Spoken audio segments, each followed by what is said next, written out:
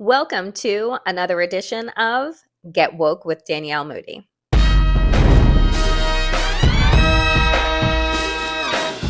friends. So I am freshly off of a plane from London where I went to go and speak on a panel about Donald Trump being a threat to democracy worldwide. The questions from the audience, I will just say, were wild. Basically, people are asking themselves, what the fuck is wrong with America right now? And are holding out hope, not just for us, but for world democracies, that somehow in the next 41 days, America survives. So today, I want to come to you with the key demographic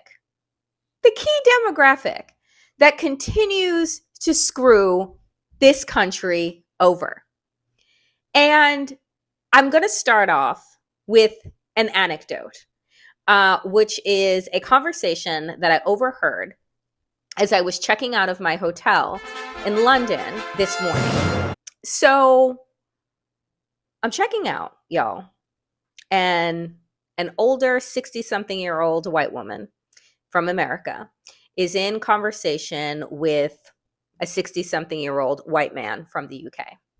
And as I'm coming down the stairs, I hear them, and mind you, it's 6 a.m. So I'm confused about why anyone is getting involved in like heavy politics at that time, but I digress.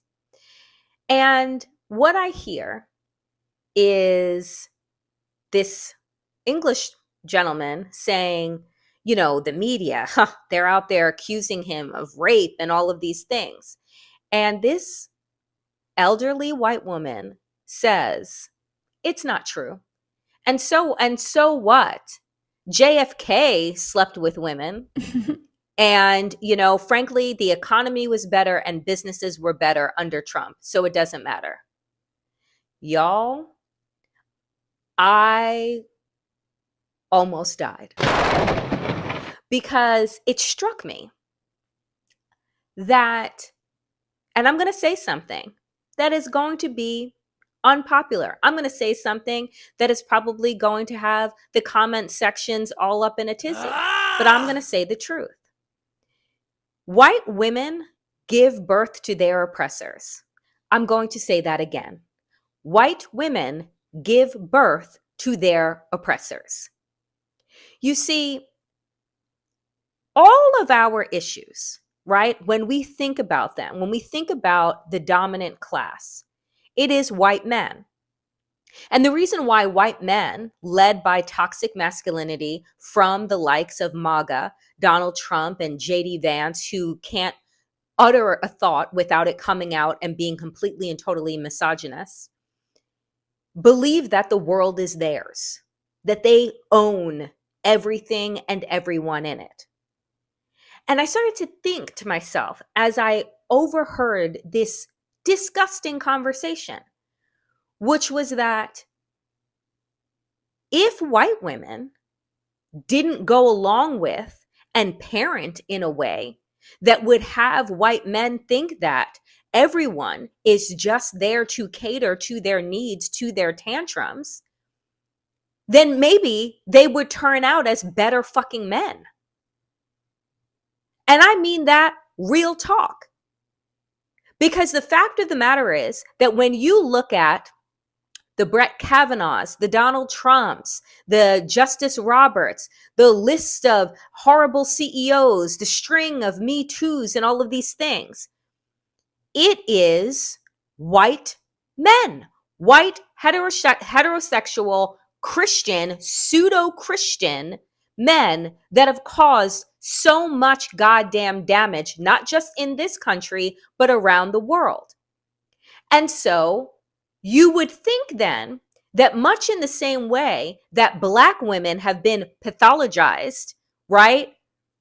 With regard to Black men and high incarceration rates and all of these things, that we would have a serious conversation about white women parenting white boys that turn into incel misogynistic men like Donald Trump and JD Vance. But we don't. Because when it comes to white women and white men, they get to be individuals. We don't think about them as a collective. And that if we were to actually unpack the internalized, right, misogyny that white women carry, if we were to unpack, right, the racism that has been innate, and figure out what is at the root of the thing and talk about accountability and responsibility, then maybe we would get somewhere. And we wouldn't see numbers, folks, like this one. Take a look. Yes, that's CNN's recent poll that has white women polling 50% for Donald Trump and 47% for Vice President Harris. So the woman in the lobby, the white woman in the lobby, is not alone in her thinking, because 50% of white women think the same way.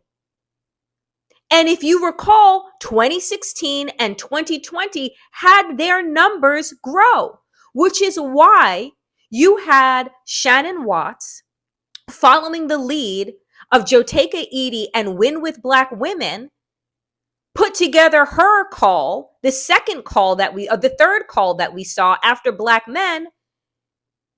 White women answer the call because there is a set of white women that are recognizing their role and responsibility to bring their community along to the side of democracy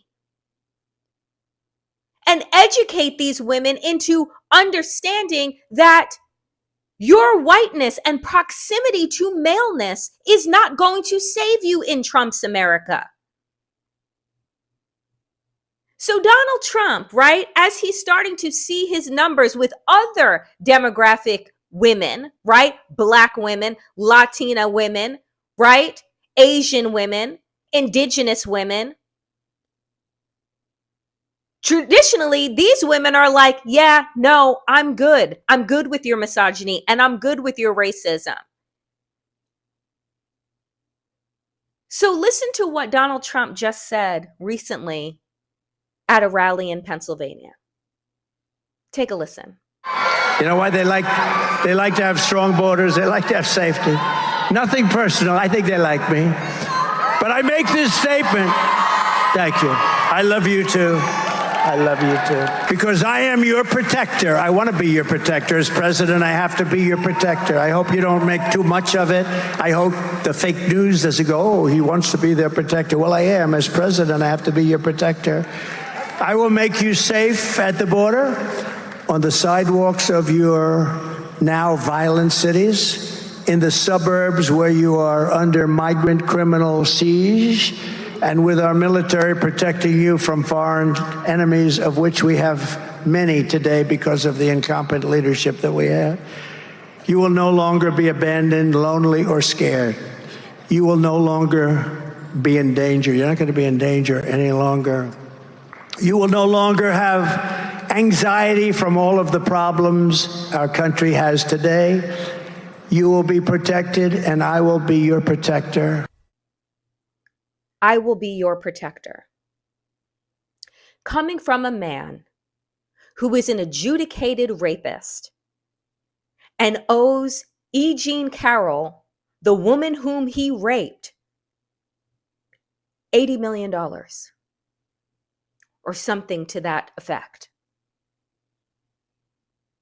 Because, like he said on the Access Hollywood tapes, when they're a star, they just let you do it. You can grab a woman by the pussy. Blech. So when I hear this man say, I will be your protector, I am your protector, what I hear is a toxic, violent abuser. And what was so disgusting, folks, were the rounds of applause and catcalls from women in the audience. So we wonder, where do the men like J.D. Vance and Donald Trump come from? They come from white women who have told them you can do whatever it is that you want because the world is yours. And we are here to do nothing other than be ornaments in your life and serve you. That's why JD Vance continues to go on his misogynistic sprees where he talks about, oh, how feminism and independence and working got women out of their traditional roles. Where Donald Trump is saying, you don't need to worry your pretty little head about abortion. I took care of that. All you need to worry about is tending to my needs. They want to take away not only bodily autonomy, but any choice that you have whatsoever.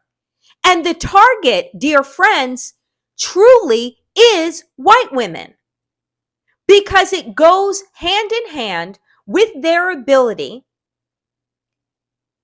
to create more white men, to avoid what they have been referring to as the great replacement theory.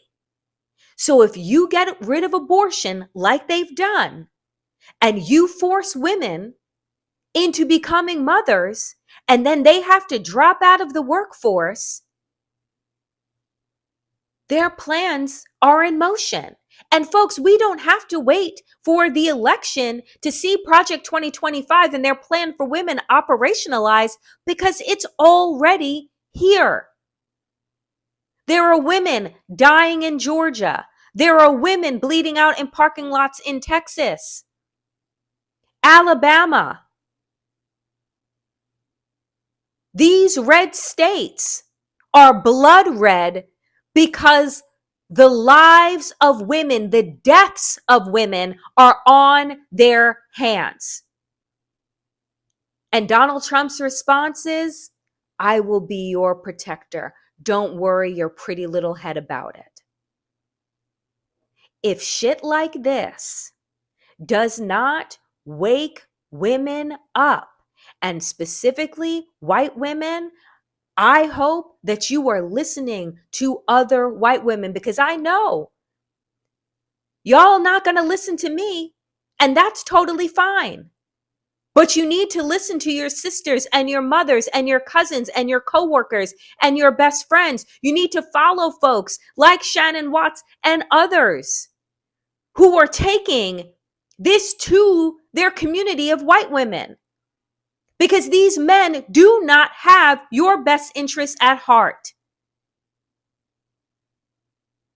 So I am just so taken aback by the fact that 41 days, folks, and these poll numbers have not shifted from 2020, given everything that we know.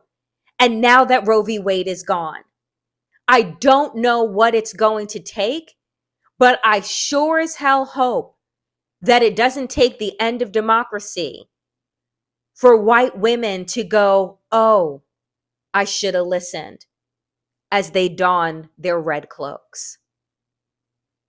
That is it for me today, dear friends, on Get Woke with Danielle Moody. And let me tell you something. As the days count down, friends, I am getting more energized, but I'm also getting more anxious. And if you are feeling that way too, just know that you are not alone. As I always say at the end of these shows, power to the people and to all the people power. Get woke and stay woke and stay safe. We will get through this together.